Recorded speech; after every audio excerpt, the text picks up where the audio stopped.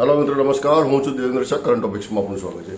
મિત્રો, કેટલાક ભ્રષ્ટાચાર એવા હોય છે, કેટલાક કમ્પાઉન્ડ એવા હોય છે કે જેની ફાઇલ બનતી નથી, જે તંત્ર સુધી તેના કાગળ પહોંચતા નથી અને પહોંચતા પહેલાં જ તે ધરબાઈ જાય છે કે કમ્પાઉન્ડ પૂરા થઈ જાય છે. આમાં ક્યારેક ક્યાંક કોઈ રાજકીય વ્યક્તિ પણ હોય છે અને ક્યારેક અધિકારીઓ પણ આવા કમ્પાઉન્ડ કરતા હોય છે. એટલે આવા કમ્પાઉન્ડના કોઈ પુરાવા નથી હોતા કે આ કમ્પાઉન્ડ માત્ર એક કારણેથી બીજે કારણે અને બીજે કારણેથી ત્રીજે કારણે ફેલાતા હોય છે. આવા જે સત્ય છે કે જે તંત્રની ફાઇલ સુધી ગયા નથી, સક્ષમ સત્તા સુધી ગયા નથી, તેવા સત્ય પરંતુ જેના પુરાવા નથી તેવા કેટલાક કમ્પાઉન્ડો પણ આવતા હોય છે. તો હવેથી દર સપ્તાહે એક આવું કમ્પાઉન્ડ નાનું મોટું જે પણ હશે એ આપની સમક્ષ લાવીશ, પરંતુ તેના કોઈ પુરાવા આધાર પુરાવા નહીં હોવાથી અહીં કોઈ પણ વ્યક્તિનું નામ આપવામાં આવશે નહીં. આ માત્ર સાંભળેલી વાત છે, ફરીથી રિપીટ સાંભળેલી વાત છે, તેના કોઈ પુરાવા નથી, પણ થયા છે એ બાબત ચોક્કસ છે એટલું કહી શકાય. કારણ કે આ જે થયા છે એ ચોક્કસ એટલે કહી શકાય કે આવું જેણે કર્યું છે તેમના જ અંગત વ્યક્તિઓ તરફથી જ માહિતી જાહેર થતી હોય છે, એટલે માની શકાય કે થયા છે.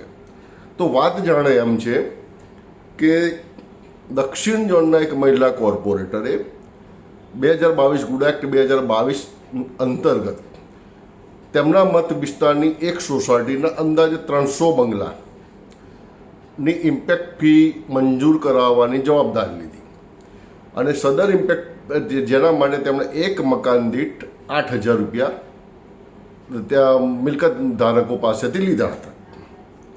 કોઈ 8,000 પણ કહે છે, કોઈ 10,000 પણ કહે છે, પરંતુ એક 8,000નો આંકડો ફિક્સ થયો હતો. એક 8,000 રૂપિયા લીધા હતા અને આ લોકો પાસેથી નાણાં લઈ તેમણે ઇમ્પેક્ટ મંજૂર કરાવવાની, ફાઇલો મંજૂર કરાવવાની, તૈયાર કરવાની જવાબદારી કોર્પોરેશનના જ એક પૂર્વ અધિકારી જે સસ્પેન્ડ થયા હતા અને ત્યારબાદ નિવૃત્ત પણ થયા તેમને સોંપી હતી.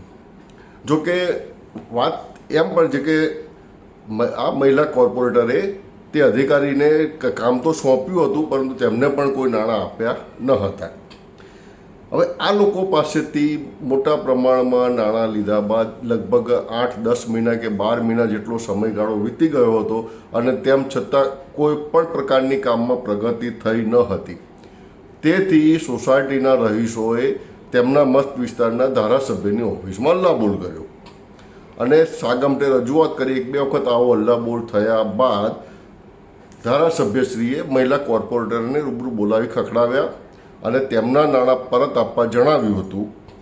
ત્યારે આ મહિલા કોર્પોરેટરશ્રીએ મકાન દીઠ જે 8,000 લીધા હતા તેમાંથી કોઈના 1,000 કે કોઈના 2,000 કાપીને બાકીના નાણાં તો પરત કરી દીધા છે.